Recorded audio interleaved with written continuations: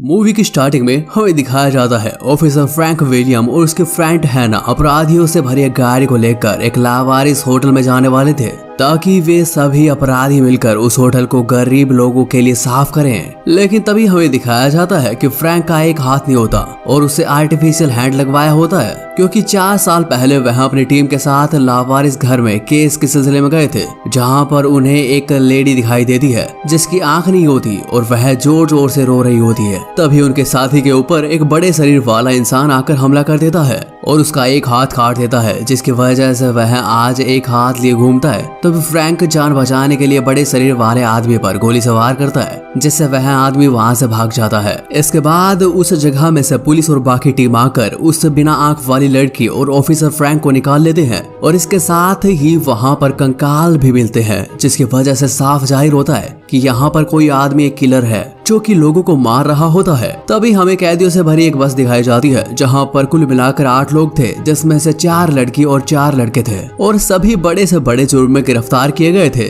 तभी इन्हें black well नाम के होटल में ले जाया जाता है, जहाँ पर होटल की मालकिन बताती है कि 1971 में इस होटल में आग लग गई थी और इसके बाद वह उन लोगों को काम बता देती है। जिसके बाद माइकल सीधा टॉयलेट साफ करने के लिए जाता है। तभी हमें क्रिस्टिन और कीरा को दिखाया जाता है, जहाँ पर कीरा उससे कहती है कि वह यहाँ से भागना चाहती है क्योंकि ये जगह बहुत ही ज्यादा गंदी है और यहाँ पर काफी सालों से कोई नहीं था। इसके बाद हमें रिचा और टाइजिन को दिखाया जाता है, जो कि आज रात इस होटल में घूमने का प्लान बना रहे होते हैं, क्योंकि वे दोनों सोचते हैं कि इस होटल में कुछ तो अजीब है जो कि हमें नहीं पता और इसलिए हम रात को इसका चप्पा चप्पा छान मारेंगे। इसके बाद ऑफिसर फ्रैंक क्रिस्टिन के कमरे में जाता है और उससे कहता है कि तुम्हारी जैसी ताकतवर लड़की कभी नहीं देखी, क्योंकि उसने उसकी फाइल पढ़ी होती है और वह काफी ज्यादा मजबूत थी। इसके बाद हमें दिखाया जाता है कि माइकल कीरा के साथ जबरदस्ती करना चाहता है और वह काफी दिनों से उस पर गंदी नजर बनाए हुए है। जहाँ पर थोड़ी देर बाद क्रिस्टिन आ जाती है और उसे बचा लेती है और माइकल भी यहाँ से चला जाता है। इसके बाद सभी लोग रात को खाने के लिए बैठ जाते हैं, जहाँ पर रसेल और मैली एक दूसरे से प्यार करने लगे थे।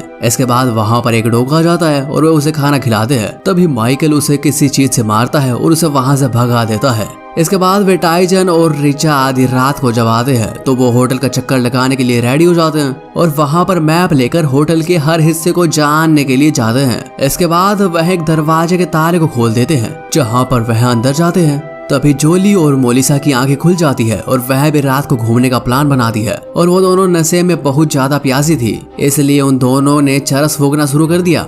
इसके बाद हमें दिखाया जाता है कि टाइजिन और रिचा इस होटल के कमरे के हिस्से में आ चुके थे, जहां पर एक आदमी की डेड बॉडी दिखाई जाती है जिसकी आंखें नहीं होती, जिससे कि वे दोनों उस आदमी को देखकर डर जाते हैं। इसके बाद रिचा डर के मारे वहां से भागने लगता है और टाइजन में बिछड़ जाता है, जिसके बाद एक बड़ा शरीर वाला आदमी रिचा पर हमला कर देता है। इसके बाद टाइजन को दिखता है कि वह बड़े शरीर वाला आदमी रिचा को लेकर एलिवेटर में चला गया।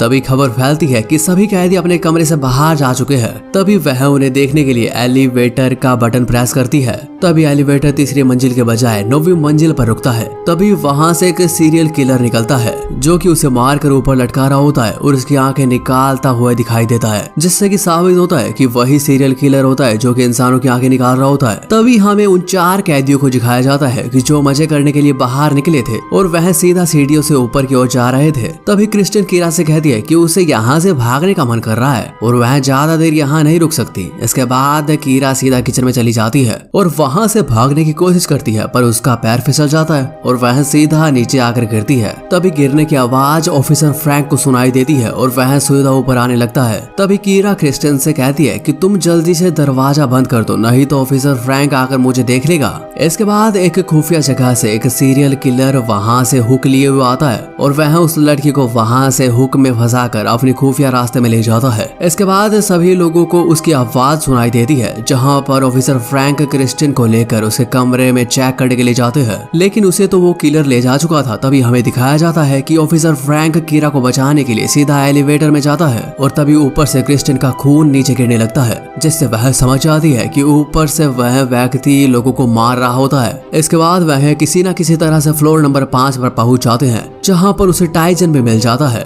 और वह उन्हें देखकर काफी खुश होता है और वह उसे नहीं बताता कि यहाँ पर एक बहुत बड़ा इंसान घूम रहा होता है और वह सभी लोगों को पूरी तरीके से मारने वाला है। इसके बाद फ्रैंक को समझ आता है कि वह वही है जिसे उसने 4 साल पहले गोली मारी थी, लेकिन गोली उसके माथे को छूकर निकल गई थी। इसके बाद फ्रैंक इन दोनों को यहाँ से भागने के लिए कहता है और अपने पास एडवांस में रखी हुई गन देता है, जिसके बाद वह समझ जाता है कि अब दानव जैसे शरीर को पकड़ना बहुत मुश्किल है और इसके बाद वह आगे जाने लगता है। तभी सीरियल किलर आकर उसे अपने जाल में फंसा लेता है और उसे अपनी ओर खींच लेता है, जहाँ पर मौके पर उसकी मौत हो जाती है। इसके बाद क्रिस्टिन फ्रैंक के हाथ से बंदूक ले लेती है क्योंकि फ्रैंक अब मर चुका होता है। इसके बाद वहां पर 4 लोग मस्ती कर रहे होते हैं और वह चरस गांजा बुरी तरह से फूंक रहे होते हैं। तभी रैसेल मिलिका को एक सुनसान रूम में लेकर जाते हैं जहां पर वह रोमांस करने लगते हैं। तभी इनके बेड के नीचे एक वायर बनी हुई होती है जो कि सीधे किलर के कमरे में जाती थी और एक घंटी से टकराती है, जहां पर वह आदमी समझ जाता है कि इस कमरे में कोई ना कोई तो है। जिसके बाद रसेल को शीशे में एक बड़े शरीर वाला इंसान दिखाई देता है और वो दोनों वहां से भागने लगते हैं। तभी वह किलर उनका पीछा करने लगता है और सभी दरवाजे को खोलने की कोशिश करता है। तभी वे सभी दरवाजों को लॉक कर देते हैं। तभी रसेल मिलिका को एक पट्टी से बांधकर नीचे भेजने की कोशिश करता है। तभी अचानक से किलर पीछे आ जाता है और रसेल को मारने लगता है। तभी वह मिलिका की रस्सी पकड़कर उसे नीचे छोड़ देता है, जहाँ पर मौके पर उसकी मौत हो जाती है और एक डॉग आकर उसका खून चाटने लगता है और धीरे धीरे वहाँ पर बहुत से डॉग आकर मिलिका की पूरी बॉडी खा जाते हैं। इसके बाद किलर रसेल की आंखें निकाल लेता है और यहाँ पर नीचे माइकल जोए के साथ चैट करने लगता है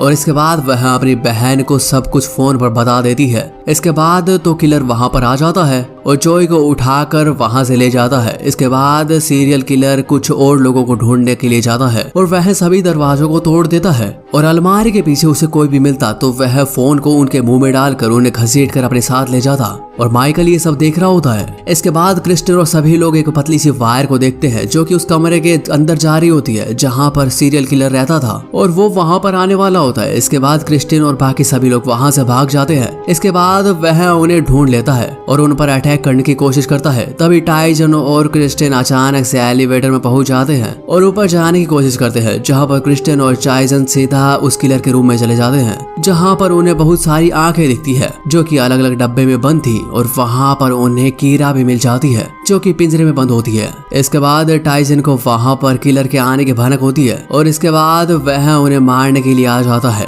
तभी वे वहाँ से भाग जाते हैं और वो कीरा के पिंजरे को भी खोलने लगते हैं, लेकिन तभी किलर पीछे से आकर उन पर हमला करता है और उन्हें पिंजरे की चाबी अभी तक नहीं मिली थी।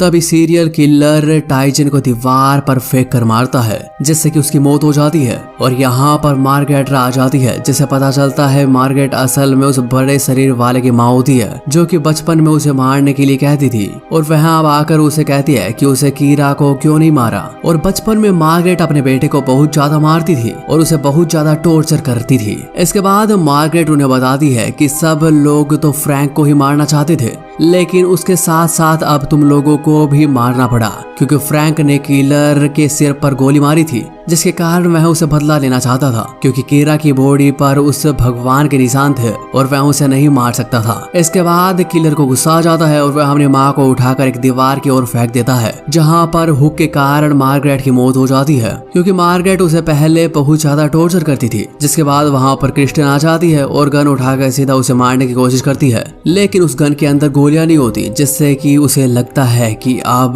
क्रिस्टिन को वह मारने वाला होता है। तभी माइकल वहां पर आ जाता है और एक हैमर उठाकर उसे मारता है, जिससे कि विंडो के नीचे उसे धकेल देता है, जिससे कि क्रिस्टिन एक बहुत बड़ी रोड उसकी आंखों में डाल देती है, जिससे कि किलर नीचे आकर गिरता है और उसकी मौत हो जाती है। इसके बाद होटल में से 3 लोग सुरक्षित बाहर निकलते हैं और वह कुत्ता आकर उस किलर की आंखों पर शुशु कर देता है और हमें मूवी यही खत्म दिखाई जाती है। तो उम्मीद करता हूँ कि आपको एक्सप्लेनेशन पसंद आई होगी और ऐसे ही एक्सप्लेनेशन के लिए चैनल को सब्सक्राइब जरूर कर लें।